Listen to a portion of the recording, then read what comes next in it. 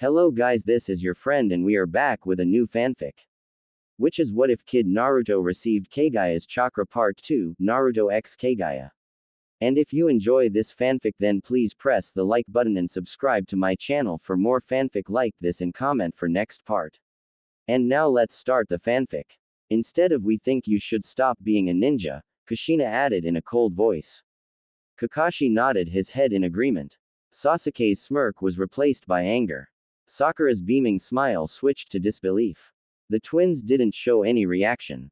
Kakashi asked, "Do you know the true meaning of the test?" What's meaning? I thought we only had to get a bell," Sakura asked. "The teamwork," Natsumi said. Sasuke and Sakura stared at her. "She is correct," Kushina said. "Individual skill is important to a ninja, but what's even more important is teamwork." Sakura, she pointed at the pink-haired girl, "Instead of accepting Natsumi's help, you were only thinking about Sasuke, who was far away from you." She turned to Sasuke. "And you, Sasuke, you slapped away Natsumi's offer of help and dismissed her advice without listening." She looked straight at Kakashi, who nodded his head, as he knew the strained relationship between her and Naruto. Therefore, it was up to him to tell Naruto his faults. Kakashi turned to Naruto and said, "Naruto, you knew the meaning behind my test from the beginning. Nevertheless, instead of assisting them, you just chose to watch them. Why?" "Because unlike someone, I didn't want to waste my time," Naruto said, looking Natsumi from the corner of his eye. Kakashi narrowed his lone eye at the blonde. "Naruto, you are a shinobi of the leaf, and here, we value teamwork and friendship." "I don't believe in them, Kakashi. They are meaningless to me. It makes you weak and makes you make stupid decisions. I will not be weak." Kakashi looked at his sensei's son. The mask was hiding his surprise expression very well.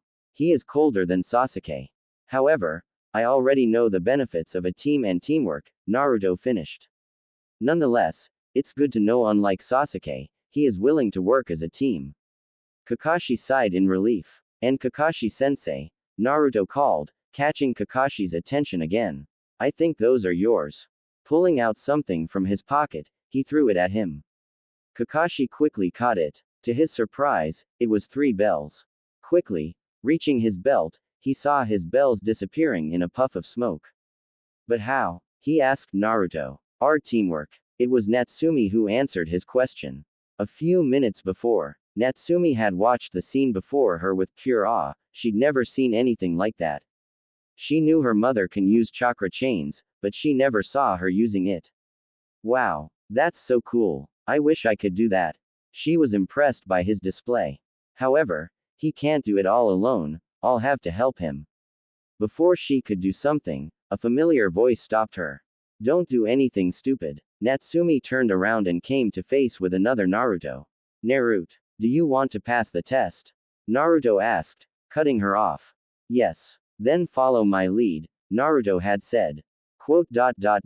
Then I waited for the right moment and swapped bells with my clones," Natsumi explained, smiling brightly. "If the other Junin finds out about this, they will never let me live peacefully." Kakashi shivered just thinking about it. "But how is this possible? I was watching you the entire time," Kushina asked her daughter. "You were there standing in front of me, all alone. What you saw was nothing more than an illusion, a genjutsu that I placed upon you," Naruto answered. "Well, that was a great plan, but since you have 1 extra bell, what are you going to do with it?" Kakashi asked, looking at the twins. Taking bells from Kakashi's hand, Natsumi threw the 2 bells toward Sasuke and Sakura each. "I'm giving them 2 bells, she showed her last bell to Kakashi, and I'm sharing this last bell with Naruto Ni-chan." Kakashi gave her a deadpan look. "What? You didn't say that we couldn't share a bell." "She has a point, Kakashi," Kushina said, smiling. "You forgot to say that." Kakashi sighed. "Well, then I guess I have just one thing left to say that," he said, looking at all his students as he took a dramatic pause. "You all pass." Hearing it, Sakura began cheering out happily, but it quickly ended, when Kushina spoke in a serious tone. "I don't know why you are so happy, Sakura. The entire exam, you didn't do anything." Sakura looked down in shame as she realized it was quite true. "This is not some game," Sakura. Death is a common thing in the ninja world. Do you understand? Sakura nodded. Good. Now, you all are officially Team 7, Kakashi declared. It seems I didn't need to use backup plan, Naruto muttered under his breath, but Sasuke clearly heard him as he was standing close to him. Backup plan? Sasuke asked. You had a backup plan? Remaining four heads turned slowly in Naruto's direction. Well, yes, Naruto admitted as he held up a piece of paper with a seal neatly written on it. This was my backup plan. Interesting, Kushina said as she began to examine the seal. She was a Fuinjutsu master and an Uzumaki after all. It is a basic trigger seal uses to detonate one or many explosive tags. Sakura's face turned ashen white as a thought came into her mind. Please, do not say you have planted explosive tags all around training ground. She asked, looking around to find them. She was also carefully watching her footing. She didn't want to accidentally activate any tags. Her statement caught everyone off guard. Explosive tags were a dangerous ninja tool. Don't worry, I've not planted any explosive tags here, Naruto said, causing everyone to sigh in relief. I've planted them into Kakashi's home, especially all over his favorite books. You've done what? Kakashi shouted when his statement finally sank into his mind. What did you think I was doing when you were busy with testing others? I went to your home and slapped explosive tags everywhere, especially on your all books. Everyone knows they are your weakness, Naruto said. If my original plan had failed, then I would have used those tags to force you to pass us. There was an absolute silence as everyone absorbed the information that Naruto had revealed. Kakashi quickly made the necessary hand seals for the body fair jutsu and disappeared in a puff of smoke. What the hell just happened to him? Natsumi asked. He didn't even say goodbye. Kushina shook her head. He's gone to his home to save his precocious books, she said with disgust. Sakura looked at Naruto and asked, was your backup plan really necessary? Sakura, not everything always goes the way we planned, Naruto said. That's why having a backup plan set before anything goes wrong is one of the most important tasks. Okay, Team 7, pay attention, Kushina said aloud to gain her students' attention on her. Meet me here tomorrow same time, same place. You're all dismissed except Natsumi and Naruto. Sasuke said. He turned around and walked away slowly while his loyal fangirl followed behind him. Natsumi sighed as she watched Sakura following Sasuke like she always did. She will never change. What do you want? Naruto asked coldly after he made sure Sasuke and Sakura left. Kushina said, Naruto-kun, if you want to speak about earlier, then don't bother, Naruto said, cutting her off. As a leaf shinobi, I helped her. There wasn't anything personal. Naruto-kun, listen to me, Kushina said. I want to talk about your chakra chains. What about them? You have already seen it. I don't your help. I'm much better at using them than you. I can see that, Kushina admitted. But how did you add your element affinity in them? I tried it with my water affinity, but it didn't end well. Did she just ask my advice? Naruto thought as he just stood there confused. He had never seen anything like that coming. He had half expected she would ask him about his chains but not this. He shook his head to clear his thought. Well, your answer is always front of you, Naruto said. He turned around and took a few steps forward. With each step he took, tendrils of black smoke began to dance beneath his feet, gathering and coming apart unnaturally. Your chakra control. You need a very good chakra control to make chains using your element affinity. While too much chakra will break your chains, the low chakra will make them weak. The balance is the only way. It's very difficult to control. I can only add my element affinity into a single chain.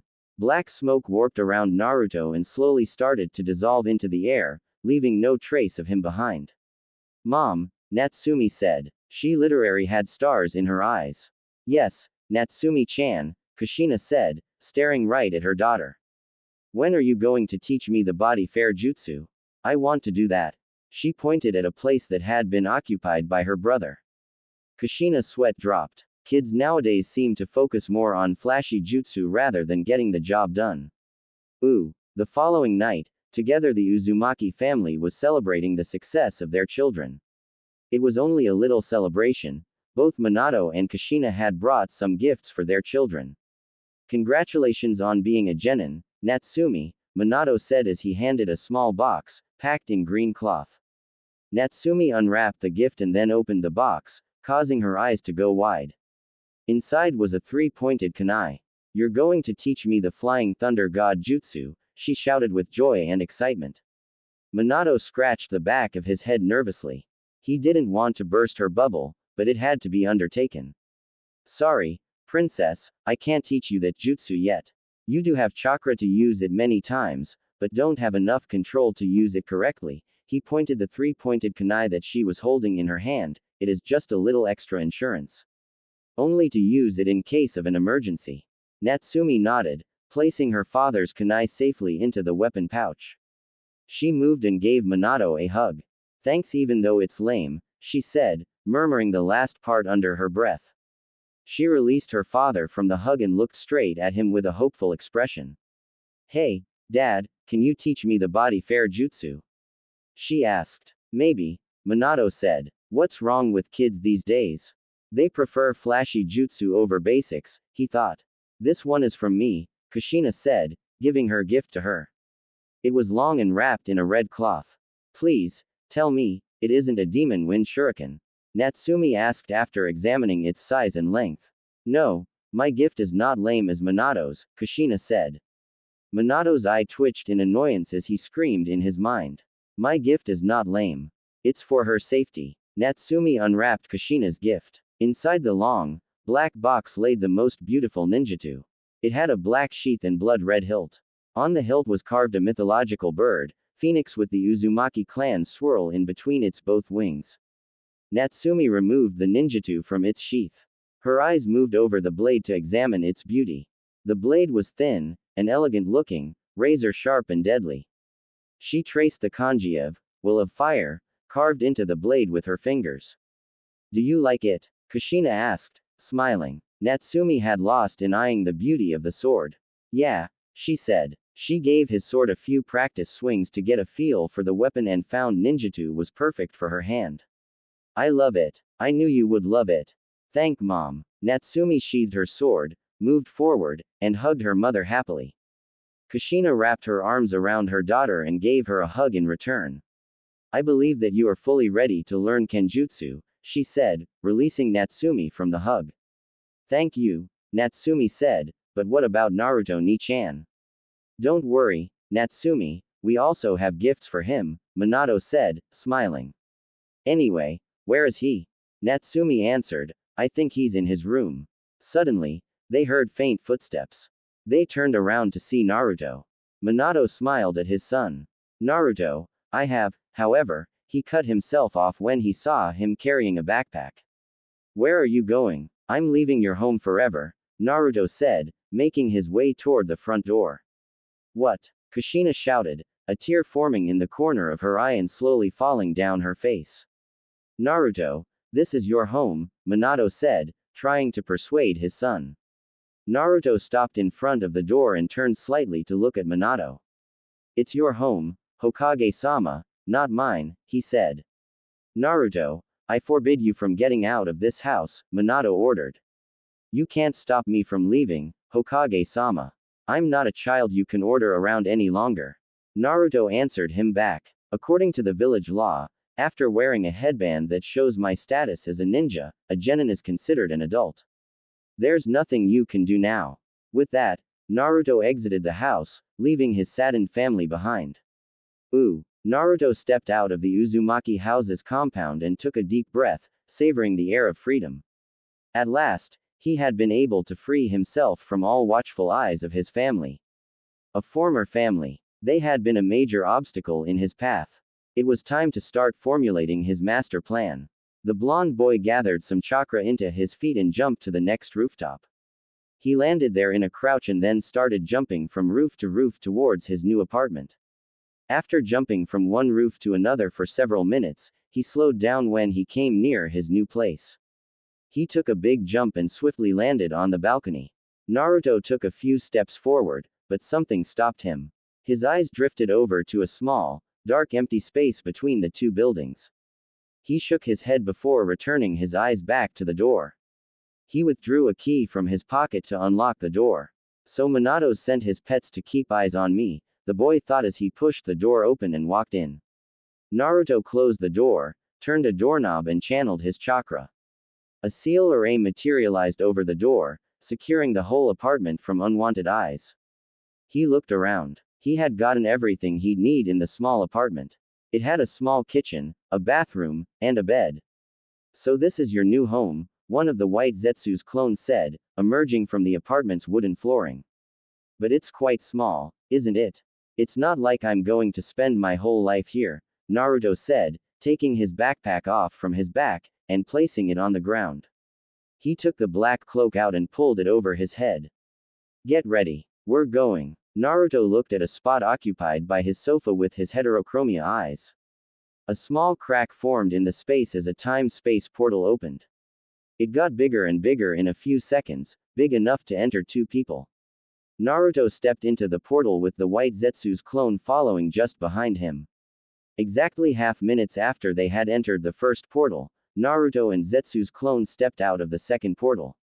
They had teleported to very familiar place. The Valley of the End, Naruto said. It was the place where the legendary two, Madara Uchiha and Hashirama Senju, had their final battle. The two had torn the earth itself apart and created the valley. The battle had ended with Hashirama victorious, Madara secretly escaping his death and going into hiding, and the nine-tailed fox being sealed within Hashirama's wife, Mito Uzumaki. Naruto was standing on top of Madara's statue's head and looking at Hashirama's status.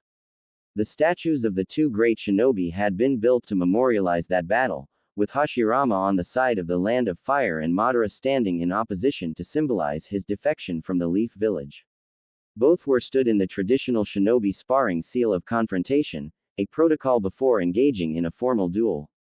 The waterfall flowing in between both statues was serving as a border between the Land of Fire and the land known as the Land of Sound. Naruto ran vertically down on Madara's statue and landed on the surface of the water. Moving towards the waterfall, he made some hand seals before slamming hands on the surface of the water. A blood-red seal materialized on the water surface. The water from the waterfall split into two, revealing a pitch-black hidden passage. Aha! One of Madara's secret hideout, the white Zetsu said, as he emerged next to him. Yes, but now, it's our secret base, Naruto said as he stepped inside. Zetsu chuckled and followed the blonde. They continued walking in the dark passage. When they finally came to the end, they found the large room. The moment they had entered, several seals had activated, illuminating a huge room. Naruto saw various weapons, a few hundred scrolls and books. They were everywhere, stacked vertically and horizontally, in wooden shelves and cases. Naruto went forward, pulled one book from one of a shelf, and read its title. Uzumaki Clan's Secret Fuinjutsu. Interesting, he told himself, putting the book back in its place. So you have finally come here. Naruto quickly turned around and saw the person he had expected to see there. TBC. Omake. Sasuke was walking in a forest near the border of the Land of Fire. He was not exactly a kid anymore. He had grown up into a tall and handsome man, but he still had duck butt hairstyle. He was dressed in the standard uniform of the Leaf Anbu with a ninjutsu strap to his back. He was the deepest part of the forest to search Itachi.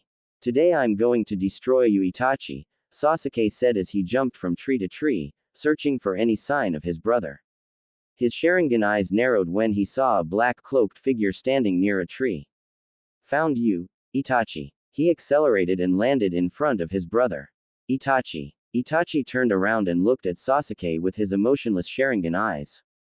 Sasuke looked at his brother and clenched his fist. They both bore similarities to one another in terms of their appearance. They both had same onyx eyes, jet black hair and skin tone, but that was where their similarity ended. Itachi's hair was pulled back with a red elastic in a low ponytail, which extended his shoulder blades, and his eyes, they were cold and emotionless. They were looking right at him. Hello, my foolish little brother, Itachi stated in an emotionless tone. His Sharingan started to spin amazingly fast. I'm not little anymore. Sasuke glared directly at Itachi, his Sharingan also spinning rapidly. I've heard you got married and became a father, foolish brother, Itachi said. It's none of your business, Itachi, Sasuke said. He gritted his teeth angrily as he glared hard at his brother. 10 years ago, the council had forced him to marry his teammate, Sakura. 1 year after their wedding, Sakura had become pregnant and given birth to his twin sons. Sasuke shook his head. It isn't time thinking about it, he thought, not taking his eyes off his brother. Less talking, more fighting, Itachi, he said, coming into the fighting stance. Today I'm going to finish you. Very well, foolish little brother. However, before they could make a move, two blurs landed in between them. Itachi raised his eyebrow when he saw two 9-year-old twin boys. They both had weird features. Dad, one boy said, looking at Sasuke. We've come to help you. His twin brother nodded in head agreement. Dad, Itachi said. Itachi stared at both boys. They had Sharingan spinning in their eyes, and both of them had pink hair. Pink hair? Itachi blinked. He immediately tried to dispel any genjutsu that might be affecting him but accomplished nothing even after he flared his chakra. He looked at Sasuke and then his pink-haired sons. He again looked straight at his brother before looking back at twin pink-haired boys. Then he did something Sasuke had never expected that Itachi would ever do. Itachi laughed. Itachi laughed really hard, so hard that he fell to the ground still laughing and clutching his stomach. Why are you laughing? Sasuke shouted angrily at Itachi. Itachi pointed at Sasuke's sons. Ha ha ha ha. Pink-haired. Ha ha ha. Pink-haired Uchiha boys. Ah ha ha ha. He said, and he erupted into another fit of laughter. Sasuke's face turned a deep red in either anger or embarrassment, probably both. He growled at his brother, who was laughing like there was no tomorrow. Itachi was laughing so hard, his eyes were red and tears were forming in the corners of his eyes. Stop laughing, Itachi. Sasuke shouted again. Itachi. Itachi. Sasuke shouted as he jolted up in his bed. Looking around, he realized that he was his bedroom. Dream. It was a dream. He shivered, thinking about it. No, it wasn't a dream. It was a nightmare. Naruto quickly turned around and saw the person he had expected to see there. Hey, isn't it Black Zetsu? White Zetsu's clone said in a cheerful tone. Like White Zetsu, Black Zetsu had humanoid shape and Venus flytrap-like extensions on his one side. He also had short green hair and a single yellow eye, which lacked any visible sclerae or pupil, and mouth with jagged teeth. Like his name, he was completely black. Compared to White Zetsu, Black Zetsu was more serious and knowledgeable as he was the physical manifestation of Princess Kaguya Utsutsuki's will. He was her last creation. He was a real antagonist, a true culprit behind everything. He had spent countless years influencing the shinobi world in order to facilitate her revival.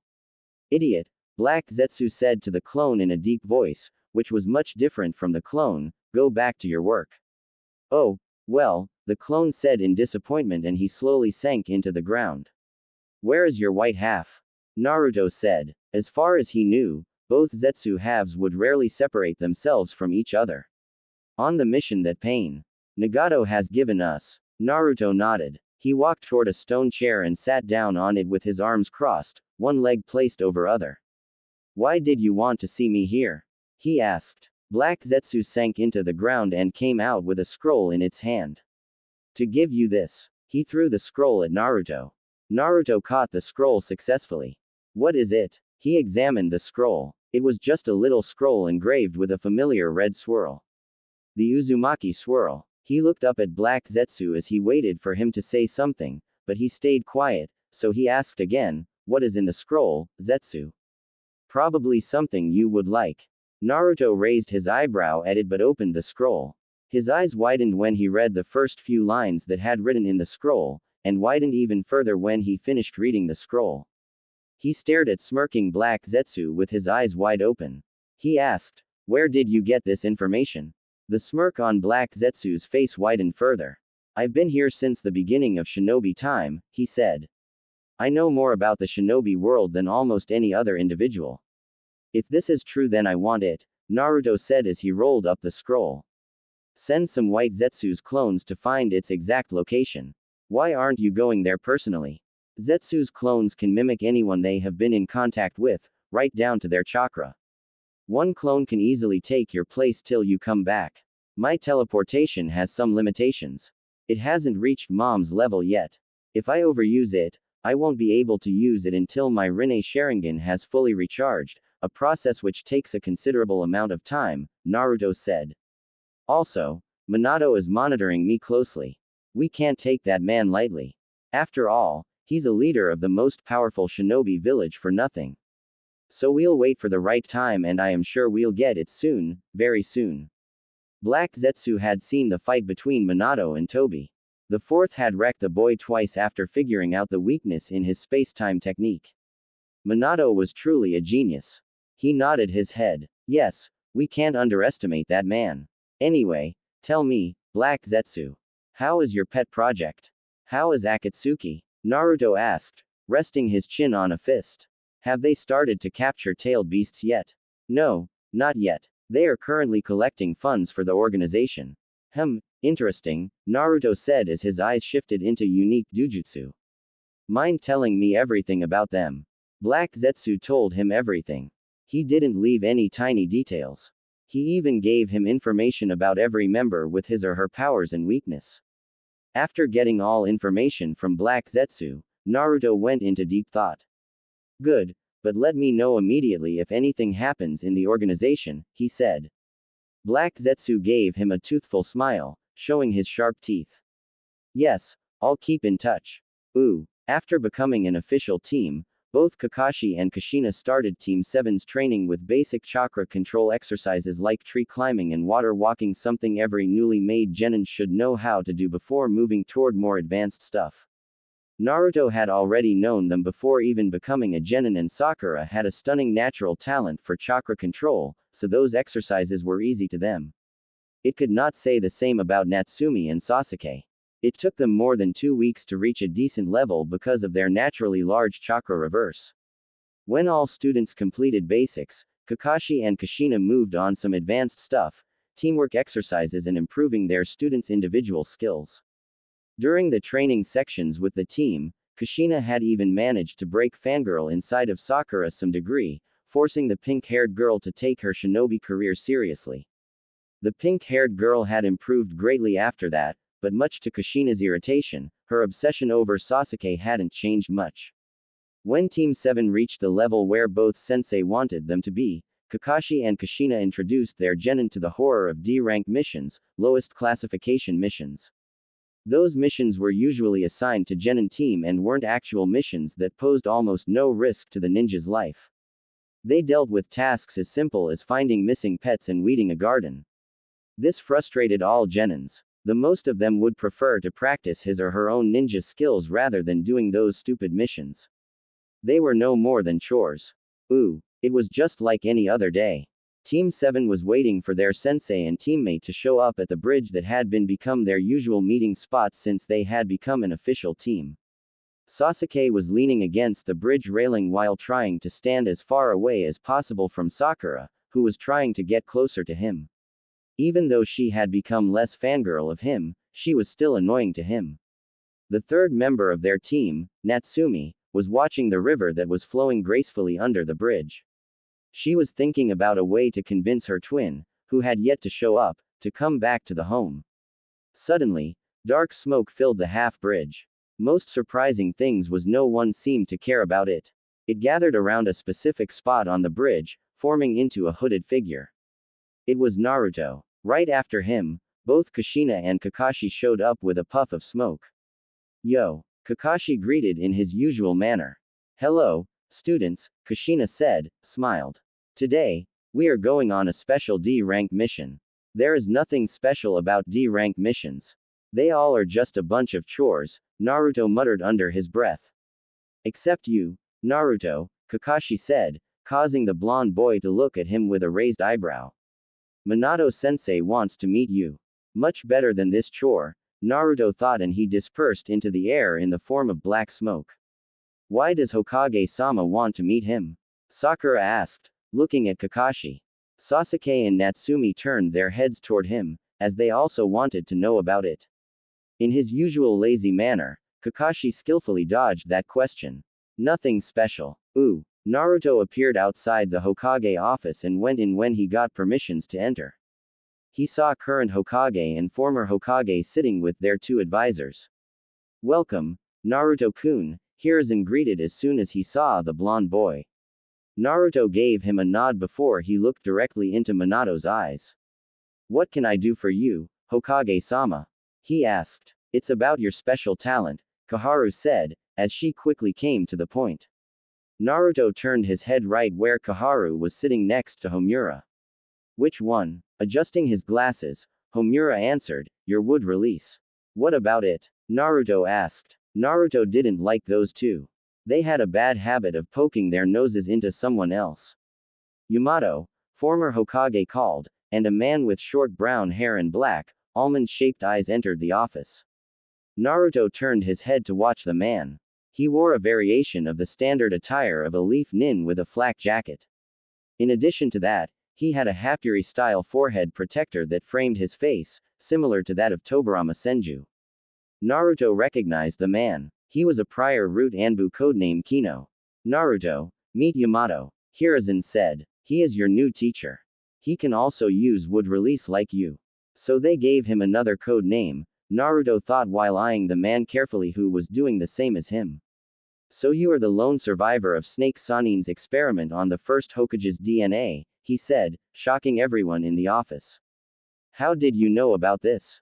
It's one of the high-class secrets of the village, Koharu asked, sounding demanding.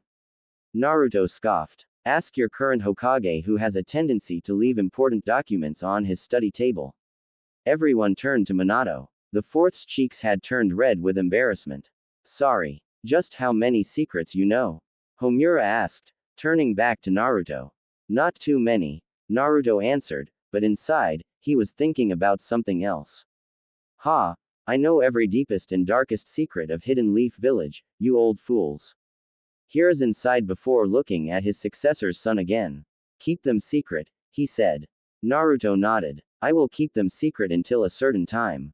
Yamato. Minato called to get Anbu's attention before he gave him a nod.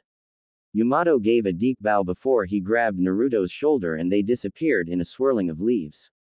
Hiruzen turned to his successor and said, I should have taught you the proper way to keep a secret before giving my position to you. Homura asked, what were you doing anyway when your son was reading S-rank documents? Well, I was busy. Minato answered. There was a tiny blush on his cheeks. With Kushina, Hiruzen's sweat dropped. Well, I cannot really blame him. It had also happened to me, numerous times. Minato, Koharu said, getting current Hokage's attention. Are you sure he doesn't know the truth of the Uchiha clan's massacre? Minato shook his head. There's no document or file on that incident, so I'm sure Naruto doesn't know about it. How wrong Minato was. His son knew the truth behind the Uchiha clan massacre as well, even more than him. Ooh, Yamato and Naruto appeared on a large ground. Naruto's violet eyes looked around to locate where he was. The place looked similar to the training ground 3, which Team 7 used, with some minor difference. However, he could tell this ground was one of restricted training grounds that Anbu used for their personal training. The safest training grounds to avoid unwanted eyes. Yamato turned and looked down at the blonde boy. Well, Namek. Naruto. Naruto interrupted. Call me just Naruto. Yamato stared at him, confused, but nodded anyway. Well, Naruto-san, first, show me what you can do, he said politically. Naruto nodded, and waved his hands up. In less than a minute, he was standing on a branch of a fully grown-up tree. He jumped onto the ground and waited for Yamato's reaction. Your control over wood release is impressive, Yamato said as he was clearly impressed by his display. Wood release was very hard to control due to the sheer life force it had. Do you know any jutsu? He asked. Naruto smirked. Just because he had decided to hold back his real skill of using wood release didn't mean that he couldn't show up, a little. He began to make hand seals. It was a low-level version of his favorite move, wood release secret technique, nativity of a world of trees. He finished the last hand seal. Wood style. Giant forest jutsu. Small trees started popping out of the ground, so Yamato jumped out their way. In less than a minute, a small part of the training ground filled fully matured trees. Naruto fell on his knees and made a fake panting sound. This way he would get an excuse for showing such level of technique. Good, you are much better than I thought, Yamato said, clapping for him, as he walked toward him. But where did you learn this technique? Well, I sneaked into the Senju library to learn more about wood release, Naruto said. It was a half-truth. He didn't sneak into the Senju library, Zetsu did. How did you sneak inside the Senju library? Yamato asked. He had once tried to go inside the library, but it had turned out a complete failure because of a blood seal placed on the door. I'm from the Uzumaki clan. We are distant blood relatives of the Senju clan, Naruto answered. And the seal is designed by the first's wife, Mito Uzumaki. Yamato nodded. It made perfect sense. Minato was speaking with former Hokage and elders in his office. They were discussing on some vital matters when the door to the office flung open and Hokage's daughter walked in holding a cat, followed by remaining Team 7 and their Junin sensei. Both sensei looked perfectly fine, but the condition of all three genin weren't good. Their clothes were ragged with mud on them. There were also minor bruises and scratches on their faces. Daddy, Natsumi shouted, holding the brown-colored cat up. The cat had lighter-colored markings on her head and amber-colored eyes with the red ribbon on her right ear. Her name was Tora, infamous the demon cat Tora, the bane of every leaf ninja's existence. Tora had a bad habit of running away from her owner, who was none other than Madame Shijimi, the wife of the fire daimyo. I don't want this little monster's mission again, she added angrily, as both Sakura and Sasuke nodded their head in agreement. They had caught this little monster after searching her 3 hours. 3 hours. Sasuke was debating himself, whenever, he should kill this monster before killing Itachi, or not. All adults in the room sweat dropped, seeing the weird behavior of the genin team front of them. Minato opened his mouth to say something to her when suddenly Tora jumped from Natsumi's hand to the ground. Somehow, she had been able to free herself from Natsumi's grab. She ran toward the door, which was unfortunately opened. All three genin looked at the scene with their mouth gaping open for a few seconds before Natsumi came out of her stupor and shouted. Catch that demon cat. But it was too late. Well, looks like we've to catch her again, Kushina said, hiding her giggle. Three genin slumped back to the ground in both exhaustion and utter defeat. I do not like that cat, Sakura murmured. Just a minute later, Yamato came into the office, followed by Naruto, who was petting very familiar cat. Tora, Sakura said, recognizing the demon cat Tora in Naruto's hands. She seemed so peaceful in his hands. How are doing this? And how did catch her so easily? Natsumi asked. It took all of us nearly 3 hours to catch her. Well, because I'm good, Naruto answered. He patted the cat on the head. No one except adults in the office noticed the genjutsu that Naruto was using on Tora to calm her down. The way he was using his genjutsu skill clearly impressed all of them. All genin, you are dismissed. Minato ordered. And Naruto, give Tora to Kakashi. Naruto did as Minato asked him to do and left with other genin. When all genin left the office, Minato performed some hand seals for privacy jutsu as the room glowed bluish for brief seconds before it turned back to normal. Give me report, Yamato, he said. Well, his control over wood release is impressive. Even I wasn't that good when I had first started to learn wood release, Yamato said. He was obviously impressed by Naruto's talent. The boy was really a genius. How long will it take him to learn to suppress the tail beast chakra? Koharu asked. I don't know. Maybe 1 year or more. It depends on him, Yamato said. They began to discuss on Naruto and other important matters, without knowing one of White Zetsu's clones was watching them and hearing their conversation. Inside his new secret hideout, Naruto was standing on top of an underground lake water. He dressed in his new ninja gear, a black zipper-less hoodie with red lining, a mesh armor with navy accents under an identical t-shirt with dark blue pants and matching shinobi sandals. Some White Zetsu's clones were arranging the place for him. Alone on the surface of the water, Naruto took a breath before he gracefully drew his ninjutsu blade in one smooth motion. He gave it a few practice swings and marveled at how quick and powerful it felt. He then began practicing his swordplay, performing swings and slashes against an imaginary opponent. He spent a few hours practicing to perfect his sword skills before he fell on his knee, panting. Naruto looked down and saw his own reflection in the water. He looked paler than usual. His hair looked like it had been bleached and also had a streak of a light color that perfectly matched Kaguya's hair color. So mom's chakra is still affecting my body, he thought. You do know that ninjutsu is a gift from Kushina, right? Naruto stood up and turned his head to see Black Zetsu, in his merged form, emerge from the ground. Together, two Zetsu were easily distinguished by two large Venus flies trap-like extensions enveloping their head and upper body as a shell. It gave them a plant-like appearance. Of course he knows, White Zetsu said in defense of Naruto, but asking the next question, he ruined everything. You know, right, idiot, Black Zetsu muttered. Yes, I know, Zetsu, Naruto said. Naruto looked down at the ninjutsu he was holding. 2 days ago, he had found this beautiful sword wrapped in red silk cloth on his doorstep. He had named her Kurami, Dark Beauty. She was a beautiful ninjutsu with red-black hilt along with a pinch black dragon with red eyes coiling around the handle. Dragon's mouth wide opened with the blade shooting out of it. Its long tail wrapped around the handle, forming the Uzumaki swirl. The metal blade was so sharp it could be utilized to cut through anything. It had kanji of will of fire craved into it before, but Naruto had changed it with kanji of peace and balance. I thought you hate your parents, Black Zetsu said. I hate them, but I don't let that hate blind me, Naruto said, and he moved his ninjutsu up. And look at her. She is a high quality, custom-made ninjutsu. You will need deep pockets to afford a weapon like her.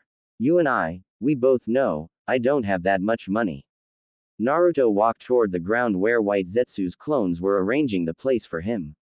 They were doing work like placing weapons in their place, arranging scrolls, book, etc. Naruto sheltered his sword and said, so I got the opportunity, and I grabbed it, couldn't let it slip away. Ah, a free weapon, White Zetsu said. Yes, you could say that. Naruto quickly ducked as a box filled with shuriken and kunai flew past over his head, almost touching his hair. Hey, watch out, you idiot! He cried at the White Zetsu's clone who had been responsible for it. He stood up, wiping all the dust off his clothes.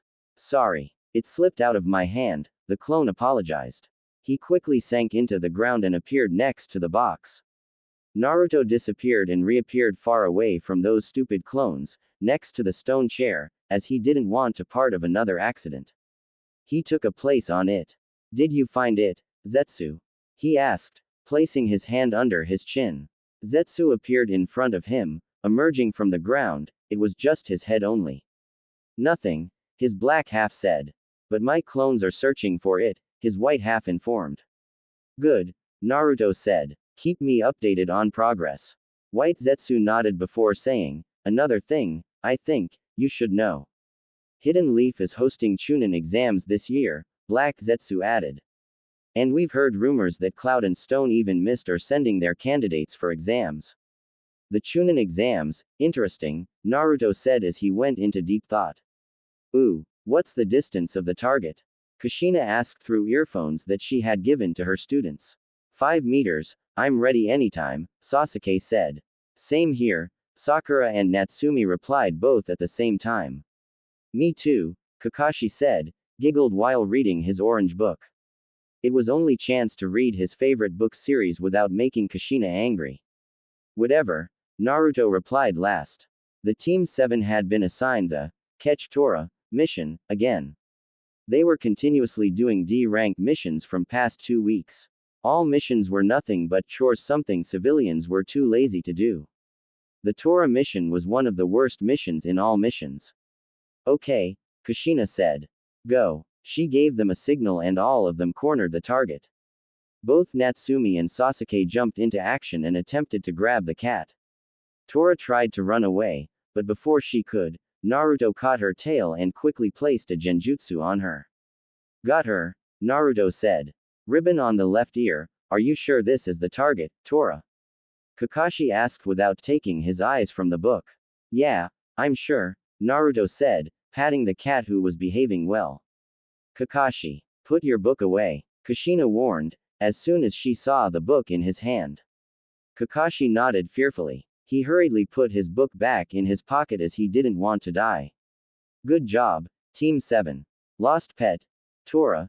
Search mission, complete, Kushina said, smilingly brightly. Ooh, no, absolutely not, Natsumi shouted at her father. I want to do, a more incredible mission. Find us a better one, Dadbeo. She quickly clapped her hands over her mouth as her cheeks instantly reddened with embarrassment. Kushina smiled at her while Minato's sweat dropped. She is becoming more and more like her mother. Even, her verbal tic is the same as hers, he thought. Iruka stood up from his table. Natsumi, you should realize you're still a genin, he said, and he began to explain the mission system. Each request is written down on these lists, and divided into an A, B, C, D ranking based on difficulty, Iruka described briefly. The village is also divided based on skill. Starting with Hokage to the Junin, then the Chunin and lastly the Genin. The missions are then handed out by us at the top of the ninjas based on their abilities, and if the duty is completed successfully we receive payment from the client. He took a deep breath. He was in his private world. You guys just recently became Genin. D-rank missions are perfect for you, he finished before looking around. A tick mark showed on his forehead. Both Naruto and Kakashi were reading books. Natsumi's back was facing him and she was telling Sasuke and Sakura about ramen that she had eaten yesterday. In short, no one was giving him attention. Iruka turned to Hokage and his jaw dropped on the floor. Kushina was particularly sitting on Minato's lap while her hands were around his neck. They were just talking about some random topics. Iruka did a fake cough to catch their attention. When he didn't get any result, he said, Hokage-sama. Kushina quickly stood up from Minato's lap. There was a slight blush on her cheeks while Minato adjusted himself properly before looking at Team 7. You understood him, right? He asked because he didn't. Not really, Naruto said as he closed his book and looked up. But, I've heard that Team 8 is on a C-rank mission. Is this true, Iruka-sensei? What? Natsumi and Sasuke shouted at the same time. They snapped their heads toward their former teacher, demanding an answer from him. Iruka sighed as he knew what was coming. Yes, it's true. Their mission is to escort the master bridge builder to the land of waves and protect him while he finishes building his bridge, he said. Naruto didn't have any hope that Team 8 would return back to the Hidden Leaf safely. His spies had told him about the land of waves condition, which was very bad. A gangster named Geidu, who was ruling over that area, had hired the demon of the hidden mist Zabuza Momochi to kill the bridge builder, who was in Team 8's protection. In short, the mission was not a simple C rank, its difficulty level was in between A and B. Team 8 wasn't a suitable team for that kind of mission. It wasn't a combat team, it was a tracking team. There were too many gaps between Zabuza and Kurenai's skills as well. Zabuza was in Anbu before joining the Seven Swordsmen of Mist, where Kurenai was a newly made Junin. She didn't have skills and experience to confront a ninja like him. Even if she did have them, she couldn't protect her students and client at the same time, not without sustaining any major injuries in the fight. Dad, we also want a C-rank mission, Natsumi said, nearly shouting to prove that she wouldn't take no for answer. Minato rubbed back of his head and thought something before he said, well, Hokage-sama, an unknown Chunin called urgently, as he ran into Hokage office. He gave a slight bow before saying, Team 8 needs backup. Their Junin sensei is injured. What? Minato said, but how? We don't know. The message is very short. So it would seem, Minato sighed and he turned to Team 7's both sensei. Are they ready for a higher class mission? Kushina and Kakashi looked at each other before looking at their students. Sasuke and Natsumi looked determined to do this mission while Sakura looked slightly nervous. They didn't blame her for that. It was going to be their first real mission. Then they turned to the final member of their team, Naruto, who looked bored like he didn't care about it. Kushina turned her back to her husband. They're ready, Minato-kun, she said proudly. Minato gave them a small smile and said, okay, Team 7. You are going to the land of waves as a backup for Team 8. Natsumi started to cheer, even Sasuke had a small smile on his lips. Sakura was still nervous. And Naruto, He wasn't paying any attention. Alright, Team 7, meet us at the Hidden Leaf Gate in 2 hours, Kakashi said. Ooh. Naruto finished packing all the essentials he'd need during the mission and finally strapped a ninjutsu onto his back. Are you going to visit the site? Black Zetsu asked. Maybe. Naruto answered, walking toward the exit. Let me know if you need any help, Black Zetsu said before sinking into the wooden flooring. Naruto walked out of his apartment and locked the door, securing it with seals. He turned around, leapt off his balcony and landed on the second-story roof. He then started to jump from rooftop to rooftop, quickly heading toward the Hidden Leaf Gate. Ooh. Naruto reached the gate first. He leaned against a wall to wait for others show up. In a puff of smoke, Kakashi arrived before everyone could show up. Naruto raised his eyebrow. You've come before the time, he said. Hey, I'm not always late, Kakashi said. Naruto gave him a deadpan look. Okay, I've come late to our meetings and training sections many times and I admit, I'm not exactly the most punctual person, but I'm not the worst. There are a lot of people worse than me in that department. Naruto shook his head and took out a book from his pouch. Whatever helps you sleep at night, Kakashi-sensei, he said. Kakashi sighed, knowing there was no way he could win this argument. He then followed Naruto's example as he pulled out his Ika Ika book and started reading. A minute later, Sasuke showed up, his number one fangirl, Sakura, following shortly behind him. Both of them wore their regular ninja clothes. In addition, they had backpacks on their backs to store their extra ninja supply and essential things they'd need during the mission. On the way, Sakura saw that Kakashi was already there. He was standing beside Naruto and reading an orange book. Kakashi-sensei, you are on time, she asked. Kakashi's sweat dropped. Is my reputation really that bad? There was a puff of smoke, and Kushina and Natsumi appeared next to Sasuke. Kakashi quickly hid his book into his flak jacket before turning to them. Kushina was in her as usual Junin uniform and Natsumi dressed in her new gear, a yellow blouse with a red shirt underneath that exposed her navel, a black skirt, thigh-length fishnet stockings and sandals with her red ninjutsu strap on her back. So, are you ready? Kushina asked her students. She got nods from them. Let's go. They left the village and started their journey toward the land of waves. Knock knock. Coming. A knock at the door garnered the attention of a beautiful dark-haired woman. She made to open the door before being stopped by Shino, who pulled a kunai and went to answer it in her stead. Opening the door, keeping his weapon hidden from view, Shino saw his 4 former classmates along with a masked man and a red-headed woman, whom he recognized Kushina Uzumaki. You must be Kurenai's student, Aburame Shino, right? Kushina asked, giving him a small smile. Yes, Shino said. He was person of few words. He looked back at the woman inside of the house and gestured to her to let her know everything was okay. At that point, the woman came to the door and greeted the new arrivals with a warm smile. Hello, my name is Tsunami. You all must be the group of ninjas sent to help the others protect my father. She bowed to them. Kushina smiled. My name is Uzumaki Kushina. It's nice to meet you. I'm Hatake Kakashi. Kakashi gave her eye smile. He pointed behind him at the kids. Those are our students. The brooding one is Uchiha Sasuke, the little redhead is Uzumaki Natsumi, Pinky's name is Haruno Sakura, the blonde boy is Naruto. Sasuke gave his famous stoic response. Natsumi gave her grin, Sakura smiled at her, and Naruto just nodded his head. Shino stood off to the side as they all came in and Tsunami closed the door behind them. Where is your team, Shino? Kushina asked. They are in the living room.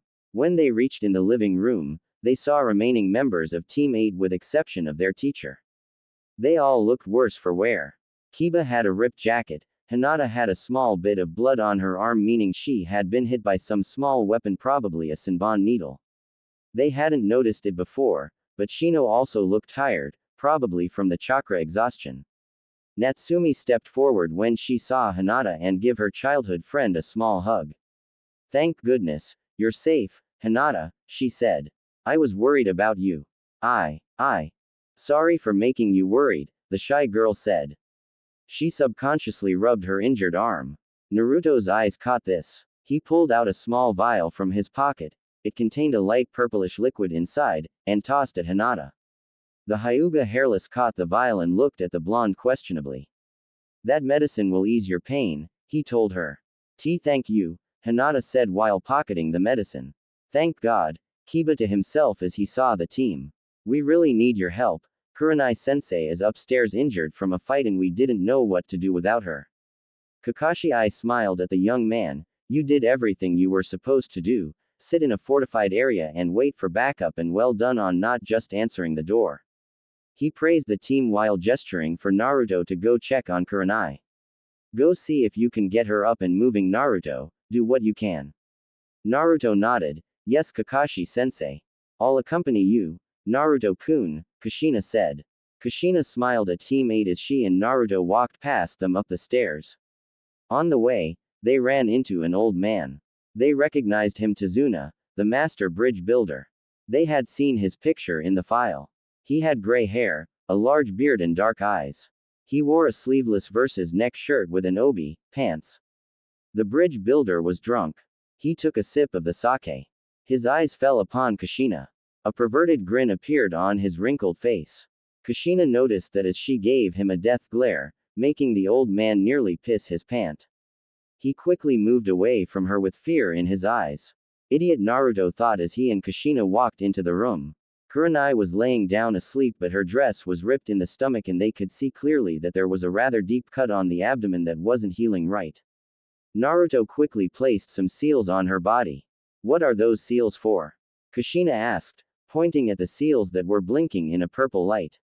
Naruto didn't look at her as his all attention was on Kurenai. Why are you asking me? You're an Uzumaki. Fuinjutsu is in your blood, he said. Kushina signed. She should have expected this kind of answer from her son. Let's see. She watched the seal carefully. It didn't take her much time to understand those seals. So these are medical tags, she said. Where did you get them? They are more advanced and complicated than those tags we use in hospitals. I made them. You made those tags. I didn't know you know Fuinjutsu. There are many things you don't know about me. Kushina watched her son making some hand seals. He had come this far in the Fuinjutsu, one of most complex shinobi arts. The Uzumaki blood truly flew strongly in her son. I've treated her wounds, but seems like she has some chakra exhaustion, Naruto said. His glowing green hands were on Kurenai's stomach where she had a deep wound. I will have to feed some of my chakras slowly into her body to relieve the stress on her coils and to flush the toxins from her chakra stream. Ooh, good news for you, Team 8. Kurenai is out of danger, Kushina said. Team 8 and 7 had gathered in the living hall for a meeting. After hearing that their teacher was going to be alright, Team 8 signed in relief. Kushina continued, but the bad news is she can't help us in this mission. She's going to need rest to allow her body to heal. One of us has to take care of her. I'll do it, Sakura said, volunteering herself for this. This surprised everyone, to Team 7 more than others. Kakashi looked at Kushina, who gave her approval. Okay, Sakura will take care of Kurenai as well as the guard this home, Kakashi said before looking at Team 8. Now explain to me what happened since you fought the Demon Brothers. We defeated the Demon Brothers with teamwork and help from our sensei. Then we acquired the real information about the mission from Tazuna and decided as a group to continue on with the missions. After Kurenai-sensei sent a message for backup, we took the boat ride to the village. Then we encountered a missing ninja by the name of Momochi Zabuza. Taking a breath, Shino paused. Then before he could continue, he was interrupted. Momochi Zabuza, that name sounds familiar. Natsumi squeezed her eyes shut and tried to remember. Momochi Zabuza, aka Demon of the Hidden Mist, Naruto said. Ah, yes, now I remember. Thanks, brother. Natsumi gave her brother a small smile. Whatever, Naruto scoffed. He looked away as he didn't need her thanks. Momochi Zabuza. He is a rank missing nin from the mist, Natsumi said. He is one of the former 7 swordsmen of the Hidden Mist and specialist in a silent killing technique. That man is dangerous. Wow, Natsumi, it's very smart, but where did you get this information? Sakura asked. Natsumi rubbed the back of her head. Well, ever since I learned that our lazy sensei isn't lazy but a genius of his generation, I have been reading about famous shinobis and missing nins for future. After all, knowledge is power. You're heading in the right direction, Natsumi-chan, Kushina praised her daughter before turning to Shino. You may continue, Shino-kun. Kurenai-sensei instructed as to protect the client while she fought with Zabuza. The matchup was unfortunately heavily sided in Zabuza's favor because of the jutsu that he could use. Kurenai-sensei did everything she could, but she could only protect us while we escaped with the client. She soon met up with us afterwards, in which she collapsed at the house from exhaustion. Shino explained with a monotone voice. Good work, Team 8. Did Kurenai say anything to you before she collapsed?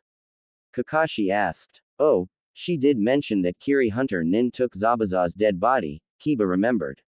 So Zabuza is dead, Sasuke said, sound disappointed as he really wanted to test his strength against the powerful ninja like Zabuza. Naruto said suddenly, I'm not so sure. What do you mean? Kiba asked as he looked at Naruto. What are you not sure about? Naruto looked at Team 7 and 8. The hunter nins usually dispose of the body of the person they killed right there. That way no one has a chance to discover the secrets. Kakashi and Kushina suddenly realized the entire situation. So what? Sakura asked, who didn't have any clue what Naruto was saying. It means Zabuza may be alive and that hunter nin who took his body as his companion, Kushina informed all genins. The announcement that Zabuza was alive seemed to have varying levels of effect on those in the room. Natsumi seemed excited. Sasuke was smirking, thinking he would get a chance to fight a strong opponent and prove himself as an Uchiha, as well as bringing himself one step closer to kill Itachi. Sakura looked around in worry, not feeling anywhere near as confident as her crush. Hinata was nervous. She knew that she had no chance of helping in a fight like this. No one knew what Shino was thinking as he had shown no visible emotion. Aren't you thinking too much? Kiba asked. If Zabuza was alive, he intended to pay him back for what he had done to his sensei. Hunter nins are supposed to kill missing nins. No, with all the suspicion, we will prepare before it's too late. That's shinobi rule, Kakashi stated. Plus whether Zabuza dead or alive, there's no assurance that Gedo hasn't hired an even stronger shinobi. But what can we do? Hinata asked, frightened of even the thought of seeing Zabuza again. This whole mission had worsened for her. Don't be afraid, Hinata-chan. Natsumi pointed over at Kushina and Kakashi, we have 2 Junin and the rest of us. Hinata gave her best friend a weak smile, still not really feeling too good about this whole thing. Hiyashi Baka, look what you've done to your sweet girl. Kushina blamed him for Hinata's lack of confidence. But again, I'm not better than you, she thought sadly, eyeing Naruto. It was her and Minato's fault that had changed her son. Naruto used to be a sweet and bright child, but he had become a shadow of its former self. Kakashi-sensei, I'm going outside to gather some medicinal herbs, Naruto informed. Natsumi took a few steps toward Naruto and said, brother, I'm coming with you. It's not safe to go alone. I didn't need your help. If you go with me, you will be a burden to me. But what if Zabuza? Zabuza isn't going to attack soon, Naruto cut her off. From what Shino told us, Zabuza is also injured. It will take a while for him to recover. Angrily Natsumi opened her mouth to protest, but her mother stopped her. Let him go, Natsumi. But, Natsumi wanted to protest but she couldn't. Thank you, Naruto said and quickly left the room, closing the door behind him. Ooh, Naruto leapt from tree to tree, gracefully jumping from branch to branch. He had heightened his sensory ability to make sure no one following, as he didn't want to screw up this golden chance. He jumped from tree to tree, branch to branch, he didn't stop till he reached his destination.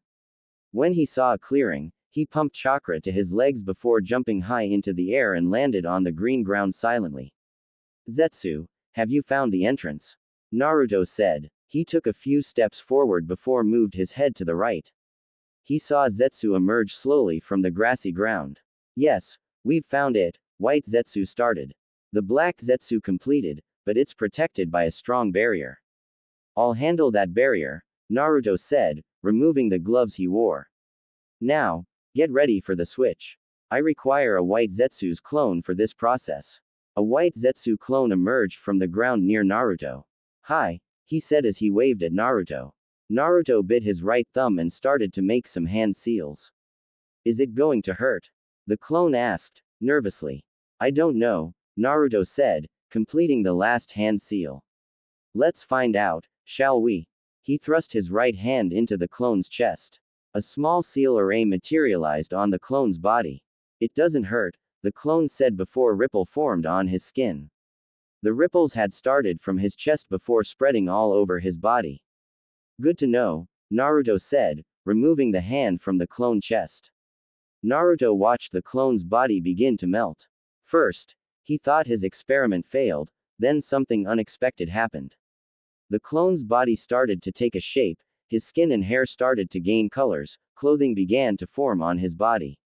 Within a few minutes, the white Zetsu's clone transformed into his perfect replica. How do you feel? Naruto asked his replica. I don't know, boss, but it's felt weird in someone else's body, his clone spoke, looking at his own body. What did you do? The white half of Zetsu asked, confused, eyeing Naruto's replica carefully. I've also the same question, the black half of Zetsu said.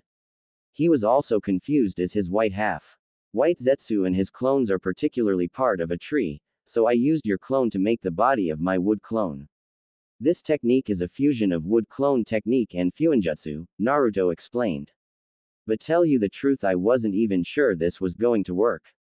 But it worked, Naruto's clone said, smiling. Why did you go such lengths to make this clone? The black Zetsu asked. A Zetsu's clone would have easily taken your place in this mission. I can't control the action of Zetsu's clone, but I can control my clone's action. Naruto looked at his clone and sweat dropped. His clone was sticking his finger into his nose. I take back my word, I can't even control the action of my own clone. Both Zetsu let out a small chuckle. I'll meet you there, brother, the black Zetsu said. Zetsu slowly merged into the ground and disappeared, but Naruto could still hear their chucking. He sighed and did a fake cough to catch his clone attention. What? Naruto's clone said. He still had his finger stuck into his nose. Will you please stop doing it? I have an image. Sorry, the clone apologized, removing his hands from his face and straightening. I need you to behave properly and please, don't do anything I wouldn't do. Naruto leapt high into the air. He stopped in midair for a few seconds and then started to descend towards the ground. Before he touched the ground, a dark portal opened up and swallowed him whole. Why did boss come here? Naruto's special clone said, mostly himself, scratching back of his head. Well, I think about it later. Time to take a nap. He laid down flat on the grass and closed his eyes. Ooh, I don't know, but I've got a feeling my clone has done something stupid, Naruto said to himself as he landed on the dusty ground in a crouching position, feet wide apart and supporting their weight with one hand. Cool landing, one of the Zetsu's clones said while clapping his hands. Thanks. Naruto stood up and dusted the dirt from his clothes. He looked around to see where the portal had thrown him. The ruins of Uzushiogakure. At the center of the ruins was a squat, very battered, but very sturdy-looking building. It was 2 stories tall and made of solid stone, looking like it had all been carved out of one massive slab of rock. It was on its own island in the middle of the river that divided the village in two, probably the seat of power for whoever led the village. It looked to be largely intact, with massive steel doors that had been forced open underneath a giant Uzumaki crest. The walls all had rough gouges in them, looking like chunks had been torn out of the stone. At the front and back of the building, there were pathways leading up to the remains of 2 bridges that connected the village. They weren't the only bridges between the 2 shores, but they had been the biggest from the looks of it. The ruins all looked very foreign to Naruto, the buildings made out of concrete, rock and steel as opposed to the wooden structures in Konoha. From the looks of the place, Uzu's buildings had been much taller than most that could be found in Konoha as well. Where is Zetsu? Naruto asked the Zetsu's clone that was following him. I'm here, brother, the black Zetsu spoke, slinking out of the wall. You're late, Naruto said, glancing around curiously. The white Zetsu grinned, sorry, we got lost on the road of life. It's not funny. Naruto wasn't in the mood for joking. We've already wasted too much time. Tell me where is the entrance. Stop your nonsense, the black Zetsu scolded the white Zetsu. Brother, follow me. Zetsu led Naruto through the ruins of the fallen village. There were so many destroyed buildings and so little nature. Everything seemed as if it was just recently destroyed and burned to the ground. Everything that was buried in certain areas seemed to have either been destroyed or already taken. It added to the feeling of the area, as if not a single soul had walked the grounds of Uzushiogakure in decades. Ooh. A feminine-looking boy with long black hair and brown eyes walked through the woods with a basket in hand when he saw a sleeping boy. As he got closer, he took note of the headband wrapped around his arm. A Konoha ninja, but this one isn't any of the ones that we saw last time. Did they get reinforcements? I've left all my weapons at the hideout. He narrowed his eyes and set the basket down before quietly creeping up to him, slowly extending his hand to strangle him right then and there. Right as his hand got in range of touching his throat, the blonde grabbed his wrist and forearm with both hands and wrapped his legs around his neck and arm, proceeding to turn the tables and choke him with his legs. When Naruto opened his eyes, he saw a boy his age slowly turning red in his grasp. Naruto quickly set him free, before backing away against a tree. I'm so sorry. I didn't mean to do that to you, I'm sorry. The boy sat on his knees coughing as the color of his face started returning to normal. He looked up at the boy that had almost killed him. Boss is gonna kill me. I nearly killed a civilian. Naruto's clone took a closer look at the boy. Why's he wearing woman's clothing? Does he like cross-dressing? He thought when he saw the boy wearing a pink, sleeveless kimono. He narrowed his eyes, sensing the feminine boy's chakra. He has a strong chakra for a civilian. He must be Zabuza's subordinate. He looked again at the boy and then thought about Zabuza. I didn't know Zabuza swing that way. Did he cross-dress to seduce Zabuza? Perhaps. Zabuza isn't gay, but his subordinate is trying to catch his attention by wearing woman's clothes. It's okay. The boy finally said, you must have been quite on edge to attack like that. My name is Haku, by the way. He gave a disarmingly beautiful smile. Naruto didn't react to him. Obviously, Haku thought that he would fall to his cough woman's charm. I'm Naruto, he said. Silence. No one spoke. The feminine boy fidgeted on his spot at the uncomfortable silence. Say, are you a ninja? He asked, trying to make conversation. I mean, you're strong and you have a forehead protector. You're right, I'm a ninja. Why did you ask? Nothing. I'm just curious. Curiosity killed the cat. Naruto's eyes fell on Haku's basket. The boy had collected some special herbs that used to make strength drink. Tell me, Naruto-san, do you have any precious people you want to protect? Haku said. Naruto had no clue what the boy was saying. What are you talking about? It's just, I believe when a person has something important that they want to protect, that's when they can become truly strong, Haku said. My parents died when I was just a kid. I was found by my precious person months later. He seemed to go down in own memory lane. Naruto didn't want to hear his sob story, so he took the next step to confirm his suspicions. Haku, how is Zabuza? He asked. Naruto observed his reaction and he wasn't disappointed. Haku's eyes had widened. The feminine body quickly got into the fighting stance, but couldn't do more than that as a string wrapped around his neck tightly. Don't move or you'll find yourself without the head, Naruto gave warning. So, how's Zabuza? He got any answer as Haku stayed silent.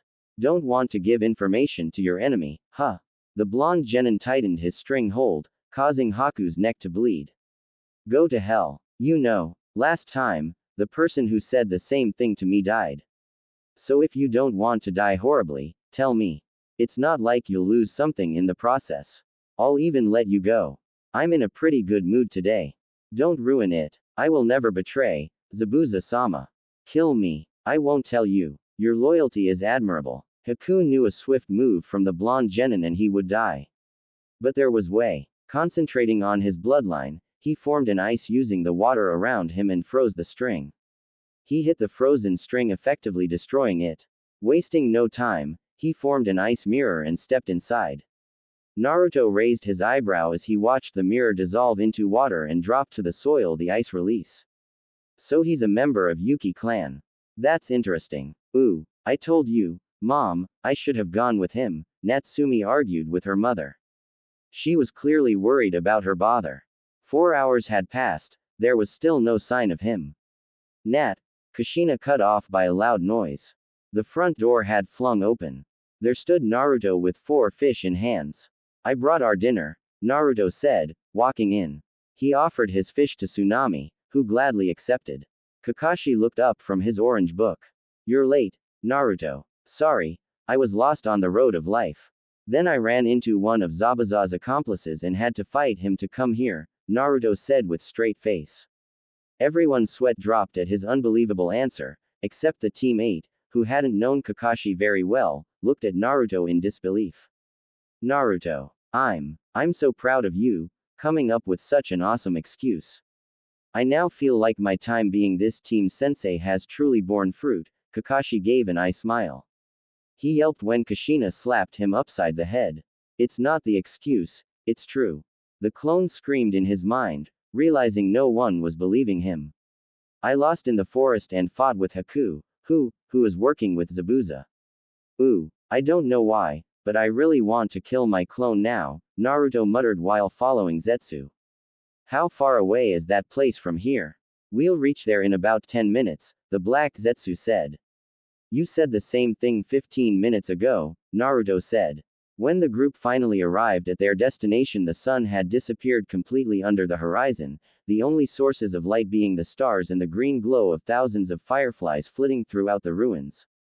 This is the entrance, the black Zetsu said. He pointed to a large rock. There was a complex seal carved minutely on the smooth gray face. But be careful, brother. A complex seal protecting it. Don't worry, black Zetsu, Naruto said, walking toward the rock. I have the blood of the Uzumaki clan, which is the key of this seal. He bit his thumb, just enough to draw blood. He smeared the drop of blood across the seal. When his blood touched the seal, it started to shine, opening a shimmering blue portal. You did it, the white Zetsu said. I know, Naruto smirked. Let's go. The protecting barrier has gone. The black Zetsu summoned few Zetsu's clones. Protect the entrance and make sure no one comes near this place, he said. Naruto and Zetsu stepped into the portal that was connected to an unknown place. The Uzumakis were really something, white Zetsu said. Yes, black Zetsu admitted. He glanced around, he was amazed by the immense size of the place. So this is the lost dimension of the Utsutsuki clan. The Library of Benzaiden, it was the name of the dimension they were in. The place was an incredibly large library that seemingly had endless floors. The interior walls were shaped like a hexagon, with numerous shelves at each side arranged in various patterns. Neatly arranged scrolls and books on all those shelves were holding a vast amount of knowledge of Utsutsuki clan and every dimension they had invaded. The floors were linked with each other with what seemed to be bridges, serving as a passageway between sporadic flats in the library. Naruto pulled a seemingly random book from a shelf, flipped through it quickly. Interesting, he said. This book is on various types of sealing techniques, but we're not here for this. He closed the book and then stuck it back into its place. Naruto looked around when he spotted what looked to be an image of the goddess carved from some warm reddish stone beside a large passage. The goddess was sitting on the back of a large dragon playing a biwa. Naruto and Zetsu walked up to where the passage led into another room. They stopped in front of a beautiful sandstone statue of the same goddess whose statue was at the entrance. However, in this form, the goddess had 8 arms instead of 2 and was sitting on a lotus throne. In each of her hands, she was holding a bow, arrow, sword, axe, spear, long pestle, iron wheel, and silk rope. Naruto closed his eyes and clapped his hands together. He held them together out in front of him and concentrated on his chakra. A dark aura lifted off his body like a smoke and spread over the floor. A 7-pronged seal illuminated like the sun across the floor below the goddess statue. 7 lines of symbols spread outwards from each seal, away from the inside of the formation, stopping at the same time and forming another line that connected the ends in a circle. The goddess statue moved, revealing a secret passage underneath. Another passage, white Zetsu said, annoyed. Just how far we have to go to get that thing? This is the last one, I think, Naruto said, muttering the last part under his breath. Naruto walked down the passage, ignoring the seals that dimly illuminated the pathway. He knew the place he was looking for would be on the other side of the passage. The end of the passage was a large empty room. In its center, hovering in a dim white light, was a strange brownish-orange mask with black marks on the corners of the mouth and eyes. It had a large white beard with what seemed to be unruly eyebrows and a mustache. A mask. We came here for an old mask. White Zetsu said. This is not just a mask, Black Zetsu said. This is the mask of Tarakudo, Lord of all Oni. This mask is a powerful artifact. Many have tried to control its power, but no one has succeeded in it, Naruto said, walking toward the mask. White Zetsu swallowed nervously. The mask had an aura of pitch-black darkness and death, surrounding and flowing out and off of it like it was made of water, which consumed any light. Are you sure you want to do this? He asked. There is no second chance. The failure means death. Black Zetsu informed. There is no turning back now. Naruto grabbed the mask and put it on his face. For a moment, nothing happened. Then, the air suddenly seemed to darken, to become thick with an overwhelming power. Naruto's eyes widened. He fell down on his knees, breathing heavily. He felt terrible pain, but besides physical sensations, he felt as if his very soul was also charring, roasted by the flame. He gritted his teeth. Something was trying to take over his body, he could feel it. Several shadows began swirling around Naruto, lashing at him like tentacles. They wrapped around his arms and legs. Naruto struggled to break out of their hold, but the tentacles started to drag him into the floor, into some kind of a dark portal. What would happen to us if he died? White Zetsu asked as he watched shadows pull Naruto into the portal. Black Zetsu opened his mouth and then closed it immediately. He hadn't thought about it. Ooh, Mom! Natsumi screamed. The door of a bedroom was flung open. Natsumi, what happened? Kushina asked. Natsumi was kneeling beside her brother. Her eyes were watering. Kushina's eyes widened when she saw her son lying on the floor, unmoving. She immediately moved toward her children. She grabbed Naruto's arm. His body was like a furnace, burning away. Shaking him, she tried to wake him. Nothing. She yelled at him. Nothing. The image of 6-year-old Naruto lying on the hospital bed flashed in the front of her eyes. Naruto. Ooh, a child. A child wants to control me. Naruto was on his knees.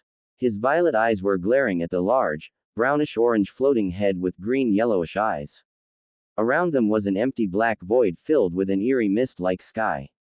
He was the place that called the Shadow Realm, an alternate dimension where the shadows lay.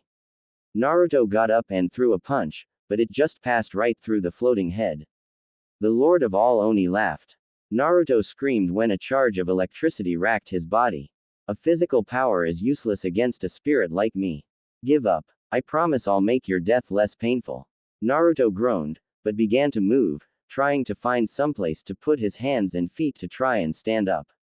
An invisible force slammed into him and sent him flying. Naruto lay on the non-existent floor feeling pain. He willed himself to make it to his hands and knees. He forced each muscle in his body to move, despite the incredible pain. He swayed back and forth. You're a stubborn child. Tarakudo laughed as he watched the boy struggling to get up on his feet. What? Do you want to say something? Don't call me Kai child. The space behind Naruto rippled and two large white eyes shot open. They glowed ominously into the black background of the Shadow Realm. Those eyes glared at the Oni, making him freeze to the spot. What is this? Show him the power of an Utsutsuki, a familiar voice said as it echoed over in Naruto's head. Mom. Naruto's eyes gleamed and a joyous smile spread across his lips. A tiny white glimmer appeared in front of him. Slowly, the glimmer grew into a small fiery ball. Naruto shakily stood up on his feet. He stretched his hand out toward the ball. His fingers connected with the white ball and he felt a sudden surge of power flow through him. It coursed through his fingertips, up his arm, and into his body. The power filled him, his body crackled with the sheer amount of power that he now held. It healed his all wounds, lessening all his pain. Naruto's mismatched eyes locked on to the King of Shadow. I am Naruto, Naruto Utsutsuki, the son of Princess Kaguya. Remember it, he shouted. Naruto crushed the fiery ball he held in his hand. A misty power enveloped him and his Rinne Sharingan obtained another Tomo. 4 Tomo in his eye began to spin around his pupil and Naruto disappeared in the burst of speed. He appeared in the front of the Omi. He moved his arm to grab the floating head. Tarakudo thought the punch would pass through him, but to his surprise, Naruto's hand connected him.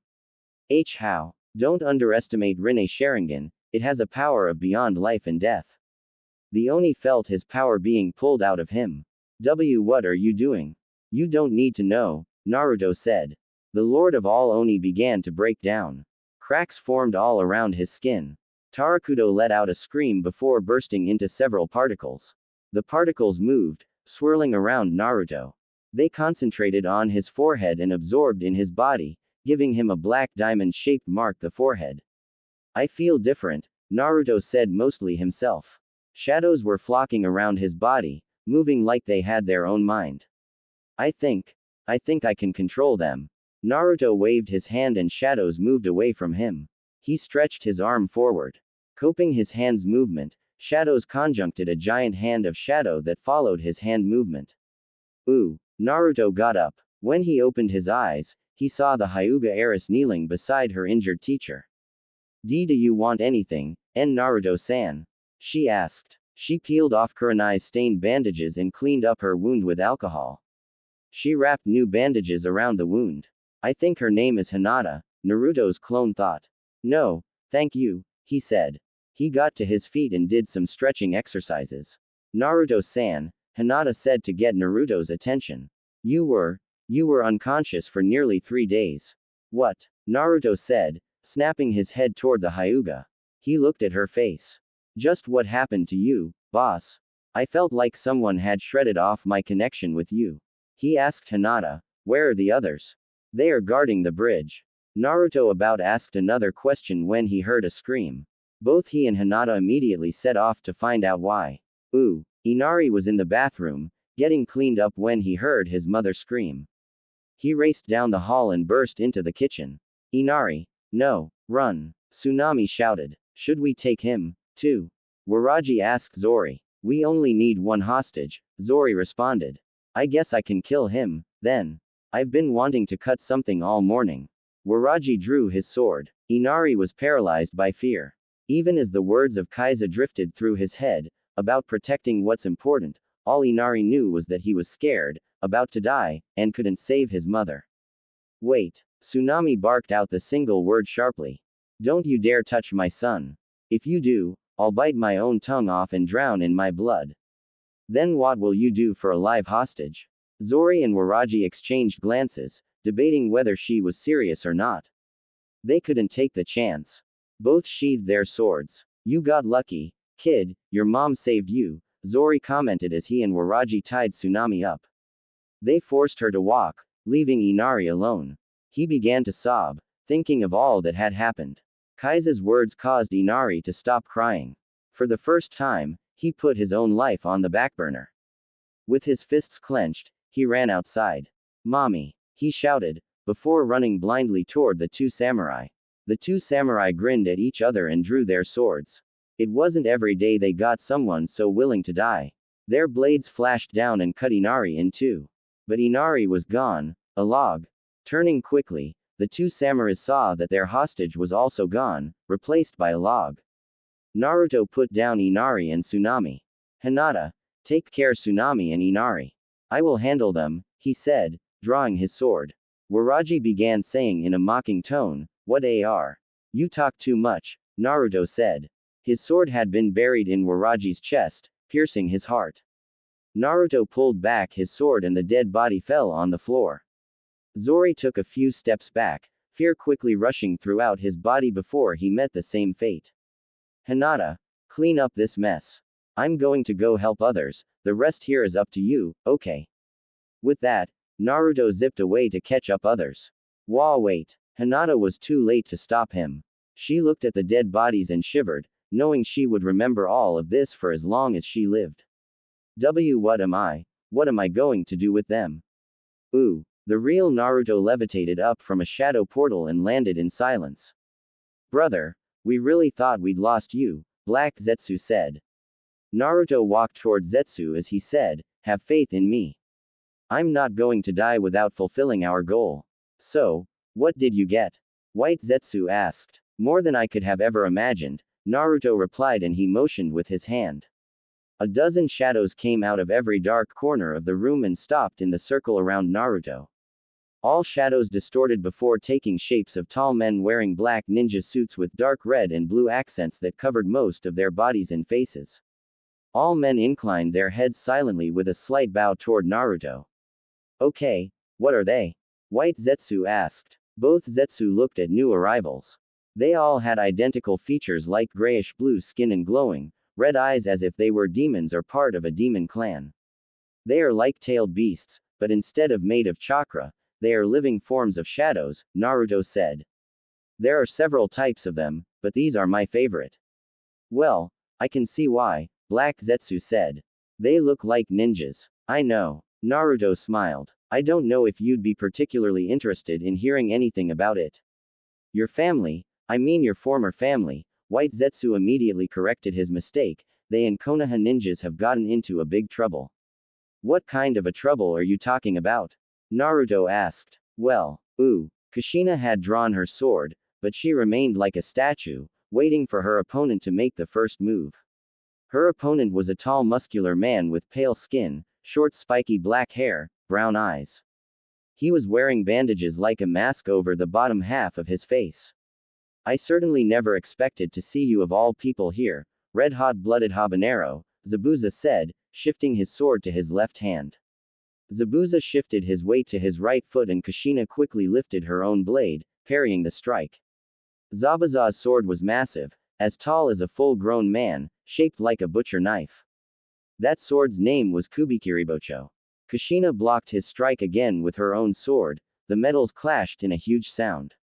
Compared to Zabuza's huge sword, Kushina's sword was small. It was thick, razor-sharp, two-tone blade. The sword was accented with the black cord around the hilt, gold manuki, red cord around the wooden guard. I need to be careful around her, Zabuza thought. She is an S-rank shinobi and my wrong move can cost my life. Once again they clashed swords. This time the demon of the hidden mist applied an amount of force. Swinging rightwards with full force, he sent Kushina skidding backwards. Zabuza noticed small cracks in his sword. So this is the power of Benihime, the legendary sword of Uzumaki clan head. Kakashi heard a small explosion followed by the sound of clashing steel. Kushina-senpai has started to take her opponent seriously, he thought. He uncovered his Sharingan eye. Kakashi looked at his opponent. His name was Nagale. He had small black eyes and cheek-length black hair. He was wearing a weird hat on his head tied under his chin, a beige-colored tunic-type sleeveless shirt buttoned together with a single button and a tan-colored baggy pair of short pants held up with a white belt. Nagale was a user of Assimilate All creation technique that allowed its user to take on the properties of any nearby object. Two ninjas launched themselves. Two traded blow after blow, faster than any regular human eye could follow. Parting away, they tossed some handful shurikens. The throwing stars collided with each other and cancelled each other out. They then engaged in another fierce battle of taijutsu, trading kicks and punches with each other.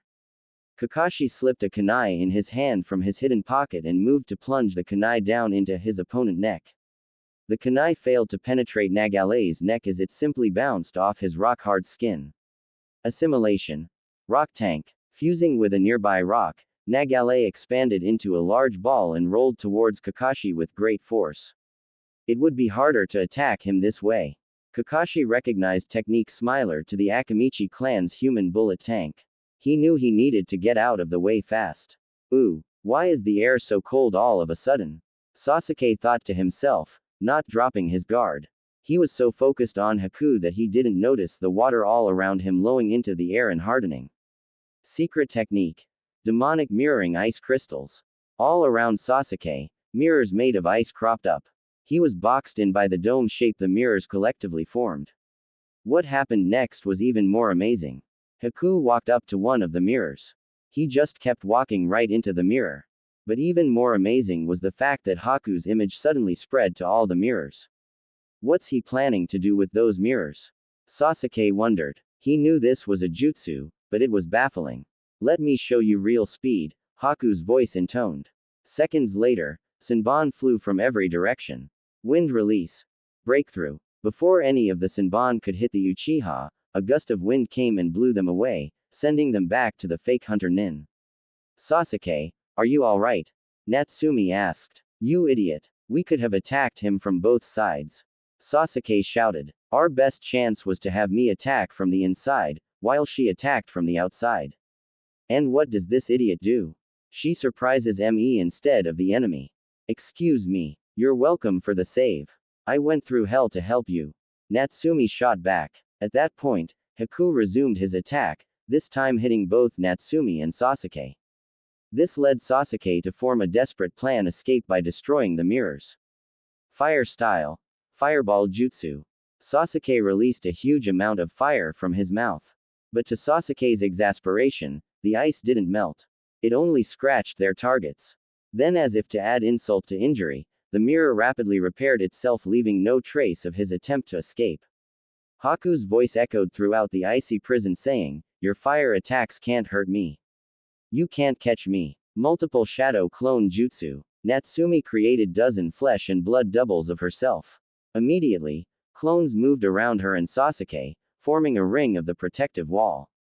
Hey, Sasuke, let's try your fire with my breeze, Natsumi said.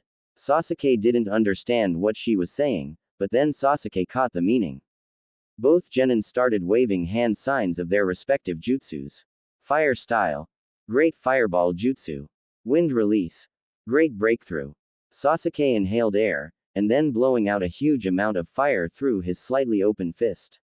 At the same time, Natsumi released her own wind jutsu. How fire and wind jutsus worked, Natsumi and Sasuke's attacks merged to create an enormous, blazing hot fireball. Haku was paralyzed in shock when he saw the roaring fireball approach him. Zabuza's apprentice tried desperately to think of a way to escape from the oncoming attack. No matter where Haku looked, he couldn't find a way to escape. The collaboration attack was big enough that no matter which mirrors Haku jumped to, he would be hit by the attack. Haku immediately moved his all mirrors in the front of him as a protective shield. Instantly, after the blazing hot fireball collided with the frozen mirrors, a huge explosion occurred. Both Natsumi and Sasuke were forced to cover their eyes from the flares and minuscule ice shards. Ooh, aren't you supposed to rest in order to recover faster? Naruto sighed as he stood in front of Kiba and his nin dog. He had met the fellow genin just a few distances away from Tazuna's house. I'm feeling much better now, Kiba. Thanks for asking, Naruto said. But what are you doing here? I thought you went with others. Kakashi-sensei sent me back to guard Tazuna's house. You're slightly late. Just a few minutes ago, 2 Getu's men attacked Tazuna's family. If it wasn't for me, Inari would be dead by now, Naruto said. Kiba's eyes widened. Has anybody been hurt? He asked. No one hurt. I don't think there will be another attempt on their life, but better safe than sorry, Naruto said. He suddenly jumped up and grabbed hold of a branch and climbed up into the tree. Kiba, here is the plan. Kakashi-sensei gave you an order. You will follow his orders and I'm going to help others. Wah! Hey, wait. Naruto zipped through the trees like flying, barely touching a branch before he was reaching for another. Soon, he disappeared into the forest. Akamaru gave a series of barks and Kiba sighed. I know, Akamaru. The guard duty is world's most boring job, he said. I hope Shino has better luck than us. Ooh, Shino Aburame was always cool, calm and collected that he rarely lost his temper. But at this time, he really wanted to put all his insects into the pink-haired Kunoichi's mouth. Sakura-san, I must insist that you stop talking loudly. You're giving our position to enemy ninjas, Shino said. Ah, what? Sakura asked, confused, not clearly understanding the situation. Girl, stop taking, Tazuna said, frustrated. You're going to get one of us killed. A tiny, iridescent black and blue beetle-like insect landed on Shino's fingertip. It fed its wings on occasion, the only way Shino studied the bug carefully before nodding, allowing it to run back to its home beneath his skin. There's another one. I have to find Sasuke-san and Natsumi-san, and very quick, Shino thought. He unleashed tons of bugs from his clothes. The Kikaichu met up in the air, and suddenly they all vanished in the mist, all searching for his fellow ninja. The chakra in the mist is making very hard to find them. Tazuna was normal. He had seen Shino using the same move before. But Sakura, she was pale as a ghost, and had a disgusted look on her face. Sakura opened her mouth to say something, but an explosion shook the ground. What's going on? She asked. Ooh. Haku lifted his trembling hand. His ice mirrors had managed to prevent heat from the jutsu reaching him. But the sheer force of the attack had shattered his all mirrors. One of the ice shards had hit him, nearly missing his heart. He started clawing at his chest, wanting that terrible pain to stop. Natsumi and Sasuke uncovered their eyes. With the exception of a few cuts and bruises, this was all the damage they had sustained. They gazed at the destruction they caused. While the actual damage to the structure of the bridge was light, there was vast surface scarring and there were occasional whips of smoke coming up. Natsumi blinked her eyes at the damage and dumbly said, "Whoa, I didn't think we'd do this much if we teamed up." Sasuke would have the retort that he did most of the damage, but if he had been paying attention. The Avenger of Team 7 was staring at injured Haku. Even though Sasuke didn't like to admit, Haku had been stronger than him. That was something that angered and exhilarated Sasuke. By beating Haku, Sasuke had proved he was one step closer to beating Itachi. Natsumi stepped forward, toward her fallen enemy. There was a shift in his posture when she pulled out a kunai from her pouch. She said, slowly walking toward Haku, "You are losing too much your blood. Surrender, we can help you." "Kill me," Haku said lowly, blood pumping out in spurts from the wound. "What? Master Zabuza has no use for a weak shinobi. So, please, kill me." Haku even smiled as he said it. "Say what? Why do you waste all that devotion on that rotten jerk? That mercenary scumbag. He doesn't care who he works for, or what he does, as long as he gets his money. Is that browless idiot really your beloved friend?" Natsumi shouted. This was beyond her scope of understanding. Why would anyone want to die for that monster? Why would anyone want to die at all? Haku smiled serenely, but before he could answer, they heard a scream. Natsumi recognized the voice at once. Sasuke. Her blue eyes widened in shock. Sasuke was crouching on the ground, holding up his hand, smeared with blood. The kunai sticking out from his shoulder burned as if it had been heated in a forge.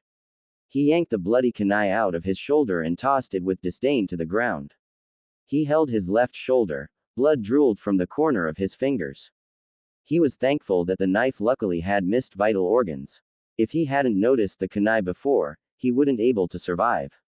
He then winced and looked up as his newly awakened red eyes could clearly see the faint outline and chakra of his unknown attacker. Two tomo in the left eye and one in the right began to spin rapidly when his unknown man dropped the jutsu and became visible. The man with a long sky blue hair looked at the Uchiha. He had a smirk on his face. He was wearing a beige-colored vest-like shirt that goes down to his knees and a purple-colored shirt underneath it. He twirled the kunai on his finger. The man clutched the handle to where the sharp end was pointing to Sasuke. Hokushin, remember this name, kid. Sasuke's vision became blurry from the pain and he managed to glare at the man towering above him. His newly awakened Sharingan faded away from his eyes and he fell on the ground, unconscious. "Move away from him," Natsumi shouted as she threw her kunai at the man. Hokushin deflected the kunai with his own. He jumped away from Uchiha and faded away once again. Natsumi ran toward her teammate. A ring of Natsumi's clones puffed around Sasuke, having him surrounded on each side. The real Natsumi knelt down beside the Uchiha. Blood was spurting out of the wound. She cut off his shirt and cleaned the blood. The skin around the wound showed red inflammation, grayish pallor, and streaks of darkening skin, almost black. Clots had formed around the edges, but blood still flowed. "Boss, we can't see him," one of Natsumi's clones said as she and her fellow clones blocked another kunai attack from their invisible foe. Hokushin's voice echoed all around her. "My poison has already entered his body, into his bloodstream itself. It is only matter of time before it consumes him. Will you shut up?" Natsumi gritted her teeth. She and Sasuke were not on very good terms with each other, but still, he was her teammate. She was trying hard to find a way to save her teammate life. She knew she wasn't a medical ninja. With her shitty chakra control, there was no chance that she would become one. Is this the first time you've seen a comrade die? Hokushin asked. There. One of the clones threw a kunai at a particular direction, but it only met empty air. Get used to it, girl. That is part of a ninja's life. Shut up. Hokushin suddenly realized he wasn't talking to the same girl. Natsumi had an orange-red chakra swirling around her. Her eyes and face had gone feral. Ooh. Kakashi and Nagale both sensed Natsumi's unearthly chakra. First, their thoughts drifted toward each other, but Kakashi came to realize what was really going on. The seal by the fourth Hokage, has it broken? No, there's not enough chakra. But the seal has weakened. The power of the nine-tailed demon fox is bleeding through, I've got to act quickly. Kakashi had already figured out his opponent's weakness. His Sharingan could see Nagale's chakra emanating from a rock, the location of his real body. He had one perfect jutsu to finish the fight. Kakashi made a series of hand signs. Reikiri. Bolts of lighting seemed to fly from his hand. Pure chakra. Such raw energy, it would tear a man in half. Ooh, no, not again. She can't control it, Kushina thought when she sensed the nine tails chakra leaking out of her daughter. Habanero, what's going on? Zabuza asked, still hidden in the powerful mist he had created. He could clearly sense bloodlust and inhuman chakra. That's none of your concern, Zabuza, Kushina said. Kushina kept up her guard. She heard shuriken whizzing toward her. She quickly reacted, knocking each shuriken down with her kunai. Kushina sent the chakra through her sword. Several crimson-colored sealing arrays appeared over the blade. Scream Benihime. She swung her sword in an arc, firing crimson-colored energy blasts. It created a powerful gust of wind, blowing away the mist. It revealed Zabuza's position to her. Zabuza rushed towards Kushina. Before the missing shinobi could get near her, a flurry of golden chains wrapped itself around him and his sword. Separating Executioner's blade away from him, the chains slammed him into the ground. Zabuza struggled to get out, but the chains' grip tightened around him.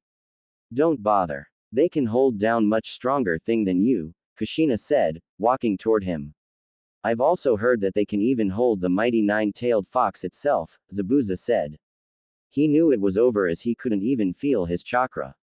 Ooh. As Naruto continued running deeper into the forest, his senses began to be overwhelmed. He slowed down to a jog and soon completely stopped. You did a good job, the real Naruto said as he literally came out of a tree's shadow. He walked toward his clone and placed his hand on the chest. Thank you for your service. The clone's eyes rolled up and went completely blank, all spark drained out of them. He looked as if someone had pressed his switch-off button. He slumped back. Before his lifeless body hit the ground, large hands stretched out of a shadow and grabbed him. Warping its tendril-like fingers around him, the hands pulled him into a shadow portal. Naruto untied the headband and tied around his head to hide the marking on his forehead. He was ready to move when it suddenly hit him. What the hell? Naruto could feel his bones go numb where he could not move. He could clearly sense the nine tails chakra from there. It was like a beacon. The beads of sweat poured down his face, frozen with fear.